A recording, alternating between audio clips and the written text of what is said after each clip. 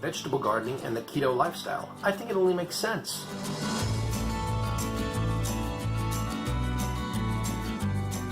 Hey, here we are again. It's fall, starting to plan for next year's garden. So the garden that we planned last year, that we harvested this year, most of those vegetables I'm not going to eat. I didn't eat. A lot of them went to friends and neighbors and things, and there's still more in the garden. We just had our first frost, and I'm going to have to get it all out of there. So now's the time when I plan for next year's garden. And so where we used to grow tomatoes and beets and radishes and all those kind of things in abundance in the garden, I'm going to switch gears.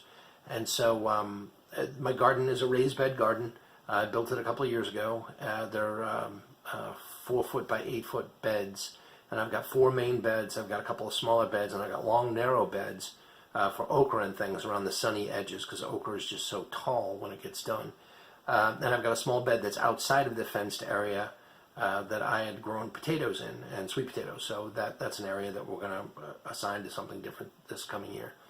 So when I'm planning this upcoming garden, we're going to focus on some vegetables that we really like that that fit well into the way we're going to be eating moving forward. So asparagus, cucumbers, greens. We're going to be doing some tomatoes and some okra still. And I'd really like to try broccoli and cauliflower, but I'll come back to that in a second.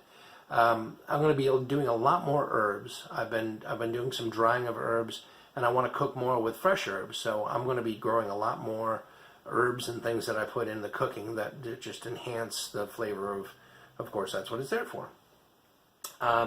Green onions, I've been doing a lot with green onions where I dry them. I put them in my dehydrator, slice them up into small pieces, and then dehydrate them, put them in a bag, and then I use them for things I cook. I make this thing, a mop muffin, that's a keto bread, very, very low in carbs, that's great for putting on the plate with whatever fatty foods good fatty foods you're eating, chicken or beef or pork or whatever, and just dump the gravy on that and eat it with what you're eating, or put fried eggs on top of them. Eggs, that's my next topic. So what we're going to add to the garden that should help in the garden this year, this coming year, is ducks. We're going to try 3 or 4 ducks and see how well we do.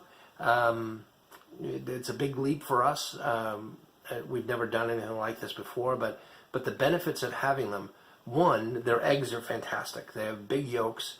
We bought them from local farmers, and they're just fantastic eggs. I mean, I think they're much better, much tastier than a chicken egg, even fresh chicken eggs, that you'd get from a farmer's market or locally.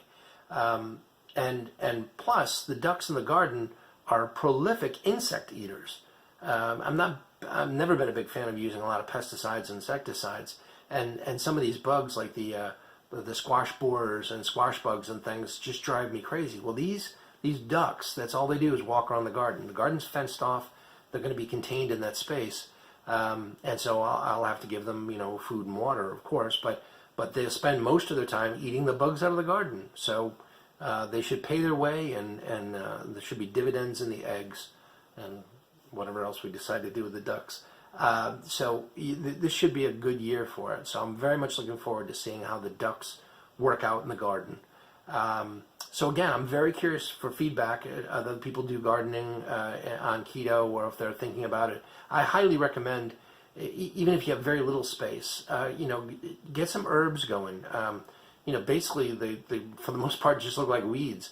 I do some fermenting of pickles, and just 1 or 2 dill plants in the garden. They smell fantastic. They're you just keep trimming them off and make dill pickles. Garlic, once you get it going, it just goes and goes. I've got different kinds of mint that grows in the garden that's just terrific for having around. So there's a lot of benefits, and there's a lot of pride involved in a garden. And if you can or can't raise your own animals, at least you could do a little bit of garden, even if it's on a windowsill or just a little bit of space that you have. I think it's really worthwhile. That really has benefits. So again, if you like what you're hearing and you want to hear more, please subscribe, click the bell.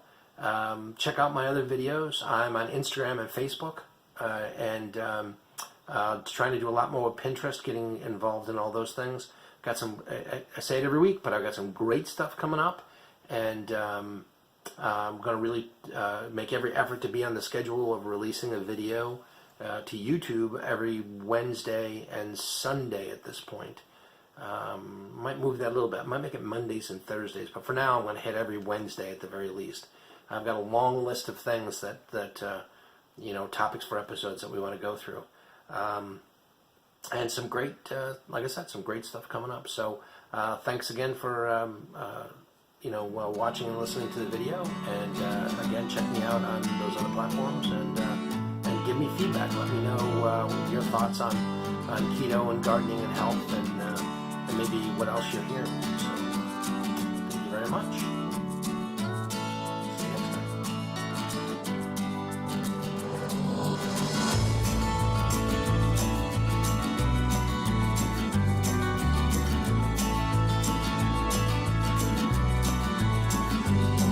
So please consider subscribing, check out our other videos, and click the bell. Make sure you get the updates. Got a lot of great stuff coming up, as I said before. Repetition is good for young minds.